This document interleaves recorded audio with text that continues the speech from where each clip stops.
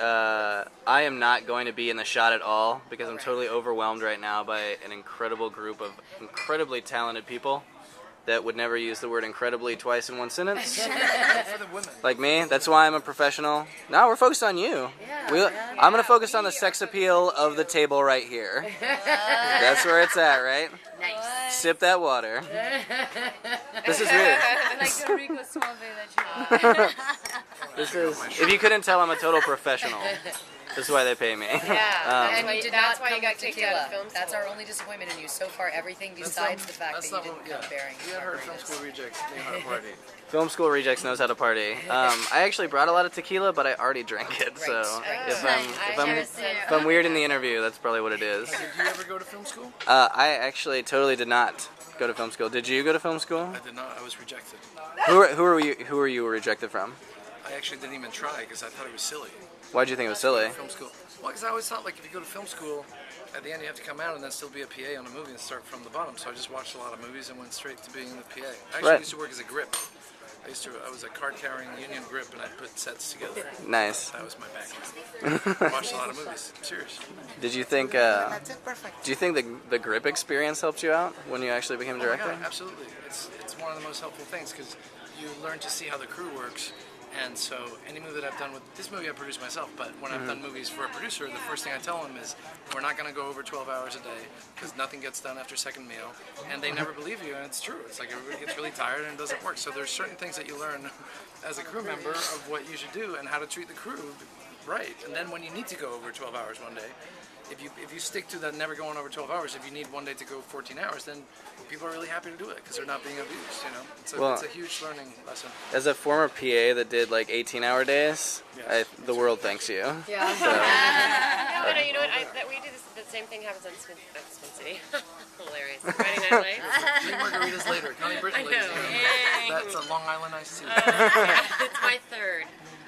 No, That's why you like Austin. but Friday Night Lights is the same way. We don't shoot long hours, and I think everybody's fresher and more creative, and the crew is, and the actors are, and that was certainly the case on this too. But I do think it's a great accomplishment on Sebastian or the producer's part, director's part, to be able to do that because it's hard to get all that stuff. Especially we shot this in 12 days. It's hard to get all that. We had some longer days on this movie because we were trying to fit a lot. Yeah. But I do appreciate the television. Yeah. It was the intention. Yeah. But you guys shot this in 10 days, is that right? 12. 12 days. Yeah. We sort of wanted to shoot it in 10 and it ended up being 12, which we still felt pretty good about. It was but we had it was all the sort of typical things that happen when you're trying to get things for no money because the script was really great. We have a very strong director, amazing actresses and actors in the movie, but we ended up in some random warehouse shooting Tell something. about that elevator scene. Well, before the elevator scene, even the day started with shooting outside. Annie, Adrian Palicki's character, and myself. All of a sudden, there are these feathers in the air. We were like, "What's that?" And they were like, "Oh, it's where they slaughter the chickens down the road." Chickens or ducks or No, it something was more random. chickens. That's something you It was remember. awful, and then that was followed by the scene in the elevator that you've seen, very sweaty and hot. And It was supposed to be the hottest day of the year. it was in a It was freezing probably warehouse. 30 degrees. Yeah. And we were in like a warehouse / porn.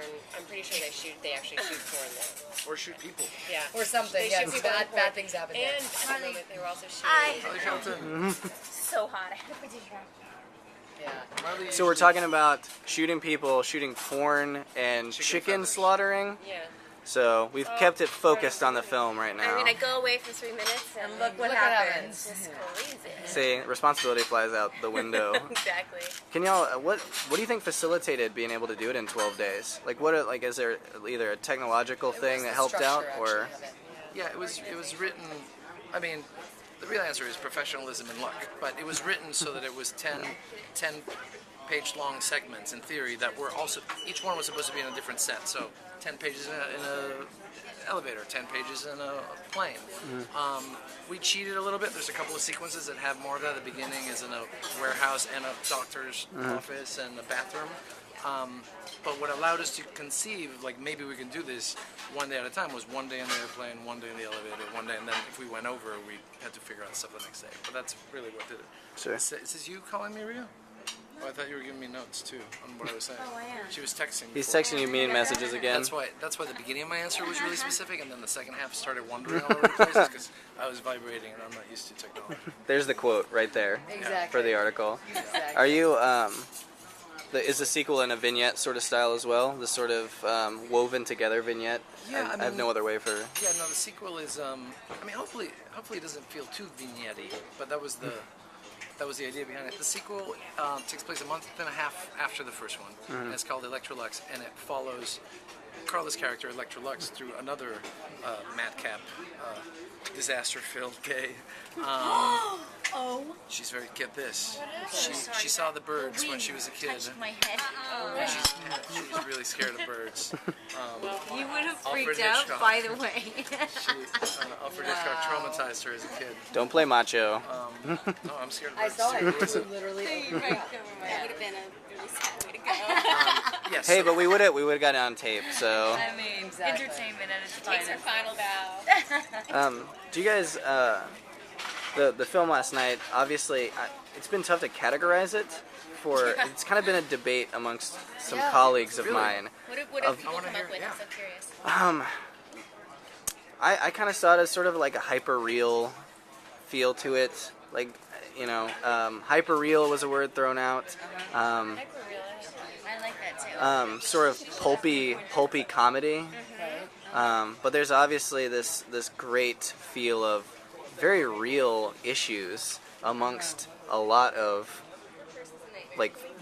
fantastical scenarios as well.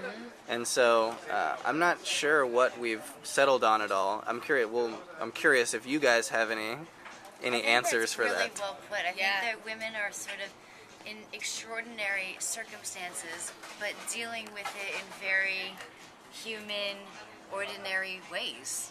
Really, I think, right?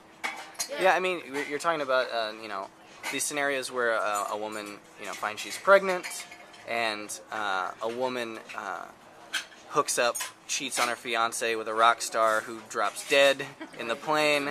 These are all sort of very Heightened situations. yeah. they're And, Yeah, I mean, I do think that Sebastian has never been. The birds are really coming in. I know that it was not about naturalism, but it was about authenticity for sure. Wow. He just Bird picked just up stole the the interview. role. Bird just stole it. He's gonna fly off with a flip. is that bird the bird cast him in the sequel immediately? That's That fabulous. bird needs to bugger off. There's a Hitchcock element to it all. I wanted to bring it That's here. good. Anyway. No, yeah, no, but it was Yeah. about authenticity and about playing something real, but in heightened circumstances, and not about naturalism necessarily. And I think the dialogue is very stylized, but the people are very real. And I think it's so refreshing. What I find so great is that it is hard to categorize because we've become, especially in this country, so used to categorizing movies. To having to sort of say and as an actor go in a soundbite. What can you say really fast? How can you in one line can you say? Is it a comedy? Is it a drama? Is it a melodrama? Does it have these aspects? Does it have is it a thriller? And it's like hopefully if you have a movie about women, it probably will have all of those elements involved to some extent. So I think exactly what you guys have been going through is actually really good. Well, I have 80 minutes of tape. If you want an 80-minute soundbite chance Yeah, to exactly. explain what the movie's Exactly. about. You Somehow, the absurdity of some of these circumstances, I think, almost allow the audience to really listen or to really be a part of their lives because it's just so crazy what's happening that it's this weird juxtaposition that almost allows the audience to come with us. But there's a connection there too because Right. we've had. I mean, everyone in their life has something that's just incredibly Yeah. crazy happen Yeah. to them. Right, reality stranger than fiction. Yeah. Yeah, usually. I mean, there's at least one thing or two things, those moments, and I think there was a great theme of that day that you'll remember Yeah. because of Absolutely. something Yeah. Yes. out of the ordinary when it rained frogs or That's right, like yeah. that And I equivalent. think that's why it takes place in one day too, because it is this Everything happens weird, that day, wild, yeah. magical, crazy day that all of these women somehow the stars aligned and things went mad, and they, And a month and a half later, yeah. things go mad again. More things happen. But my question to you is: were you trying to figure out what genre to put it in? Is that what you're saying, or the? Is that what you were asking? I'm Or less you were just trying to concerned. figure out how I'm to less describe concerned it? about coming up with a title for a genre because I don't have a word limit or anything, so I can you know, I don't need to push it into 200 words or anything. But I think more of it, there was no consensus on the feel, and I don't mean that in a bad way at all. I mean it in a way that each of, like, myself and my colleagues, we all took something way different away from it. That's the biggest compliment you Yeah, can give that us. really Yeah. is. And It's true. You know, we were even saying that these are, you know, this is the first time that we saw it with such an awesome audience, an audience at all, and you could hear a pin drop at the end. So you hear a pin drop when you wanted to hear, you know, and then I dropped people one. cracking up. Who brings a pin to a movie? And then people cracking up, and so everyone was really on a different journey. Yeah. Like, it was nice. So I'm very sure that everybody walked away with something different, whatever they would relate to. Which is the beauty of film. Well, plus at the risk of sounding really pretentious, so I'm just gonna go for here it Go comes. for it. Since it's a story about women, you know, I think it makes perfect sense that there'd be heightened melodrama, mostly comedy, and some sad moments because women are like that. What they aren't are caricatures or campy, which the movie. Oh, if you say campy, then I'd be mad. But it's like, No. if it never veers into camp, you know, there's a term that Almodovar used for All About My Mother, which I think is really accurate. Which he said it was sort of like a screwball melodrama, and I think that's a good combination of the two things, where the funny stuff is supposed to be funny and the serious stuff is supposed to be serious, and they can live together. But that doesn't mean it's a dramedy or it's a this or it's that. So it's okay to take one side or the other, you know. Are you guys okay with his characterization of women in that statement or in the film? That women are heightened and crazy and full of melodrama Yeah, I know. and I think humor. it's pretty- Crazy is kind of a truncated word for. I mean, well, you know what? When And deep Sebastian love. says it, he says it with love. So. Yeah, this is the Pied Piper that got us all in our underwear. So. Yeah, I managed to get every character in their underwear, so he was doing something Willingly right. too, like Yeah. with great enthusiasm. And, Now that's- and in a 30-degree elevator. Exactly. with the chickens being slaughtered in the Right, background. exactly. Now that's a good question. Did you direct in your underwear for it? Just I wrote to I wrote even it, the I wrote playing it in field. my underwear. Does that count? Written in his underwear. I'm not sure. Does that count? These are the ones that count. So, you know, I did get the guys to strip down too. You know, you did something to us. I mean, I know that never. I'm telling you, No idea. It's I have margaritas. never willingly been like, yeah, I'm gonna wear a pair of chaps. Did you see? That was Emmanuel's eyes, choice. If people haven't seen the movie, I mean, she wears like a David Lee Roth outfit that I had very little to do with. When I wrote that character, she was supposed to be the classy call girl, and she came into the wardrobe fitting and picked out these. You saw. I mean, can you describe them? What was she wearing? There was sort of a hot pants situation that I remember. Slash chaps. It was hot pants and a chaps and a brassiere, Right. Yeah. and that was basically leather it. brassiere. Leather brassiere. But that's leather part of. I think that's part of the sort of the hyper reality part of it. Exactly. And maybe that's just because you're dealing with this the porn world, especially Right, where there's yeah, okay. you know, big boobs, big makeup, big crazy like outfits, Yeah. and that lends itself to just being completely hyper realistic. Yes. And the trick even, is to like- not spoof that because you wouldn't be able to. It Right, would be, just be. it would be a joke on top of a joke. So then just underplay and just have it be real.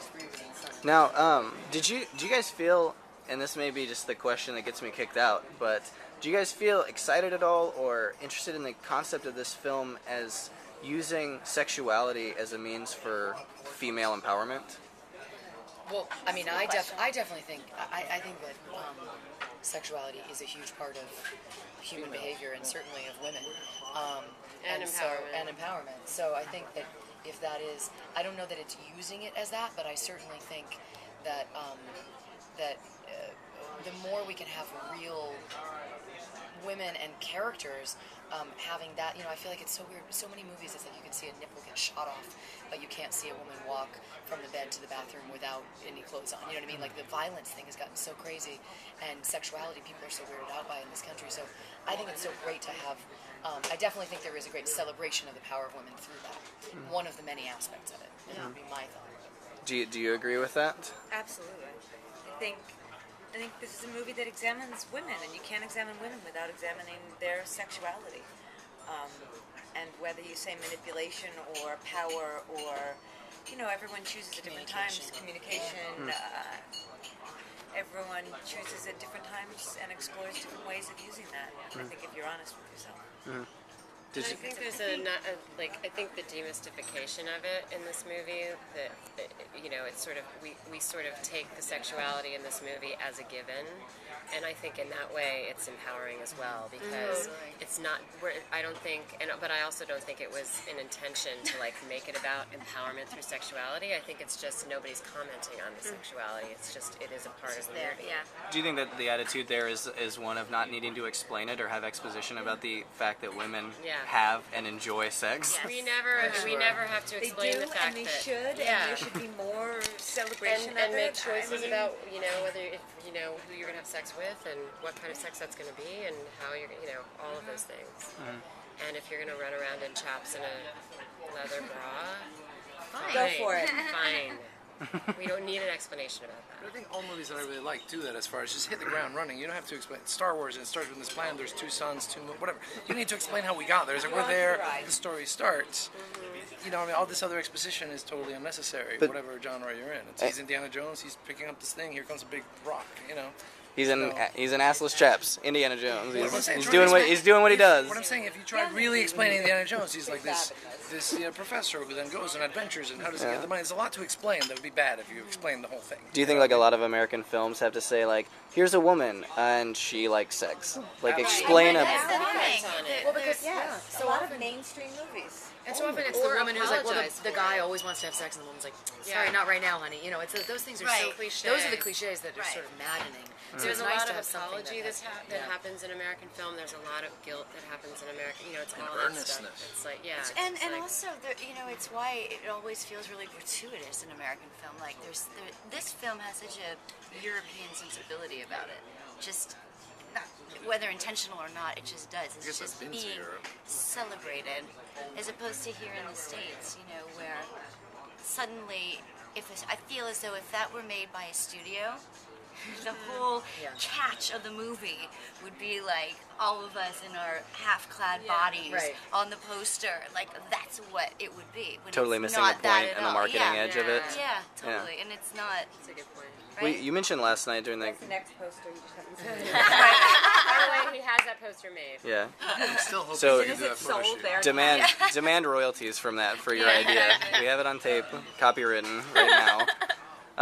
You mentioned last night in the Q&A that this going off of your idea of like a European sensibility and that sort of idea. You even mentioned this that in a lot of other films beyond the United States that women are treated in this just very free way. And you mentioned that in your script, the elements of melodrama and passion and being sad and still strong were just givens because you're dealing with women.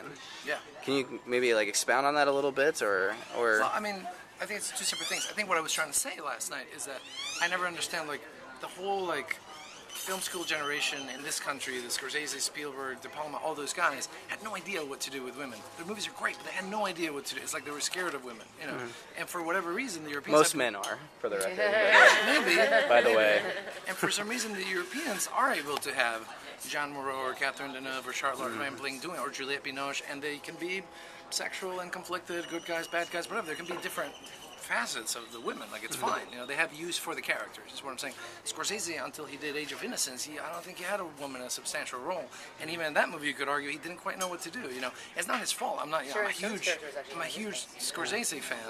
But what I'm saying is, I find female characters totally underutilized. So I'm not trying to say like, oh, I'm a savior of women. It's just I know a lot of women. I think they're really cool characters.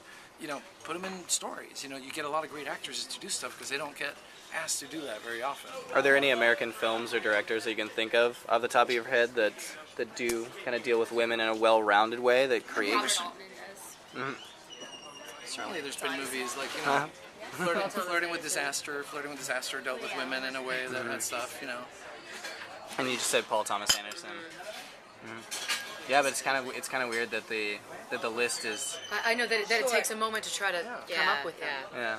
Especially when you go back to, obviously up until the 50s when the studio system was in place, the reason why Betty Davis and Joan Crawford and all these people were huge stars is because the studio had to supply them with stuff. But they were huge box office stars, And now the thinking is like a woman can't carry a movie, and if there's one action movie that flops with a woman, then they'll never make another one of those. And guys get like 50 chances, and it's weird because from a long time ago, I was like, well, I'd rather see like a hot chick with a gun than Sylvester Stallone with a gun. Like, I'm sure there's a way of figuring this out. So, I don't know if that was a question, but That's the answer I'm giving in the heat stroke bird attack. Yeah, you've got. We'll also notice in the very like South Texas general way, all the ladies are seated under this awning in the shade, and we are out here. Yeah, totally. Getting a We're sunburn. very gentlemanly. Thank So- you. Camera on you, and you'll see we're sweating. Thank you. Yeah, totally. I'm not turning the camera on me at all anyway. Will you do this? And we're drinking Let's see. mint juleps. I'm really. Man, This is. gentlemen. I haven't been in the makeup chair at all. So. Right. And now, do I have to give you directorial credit on this? Well, you have to say who you are, introduce yourself. You know, Oh, they know who I am. and then these things are great, man. Yeah, they really are. Yeah, they Not are that really much cool. different from what we shot on. Really. Yeah. Yeah, there were these little Sony cameras. Cool. All right, you get. Thank you so much. We'll have to do co-directorial on this then.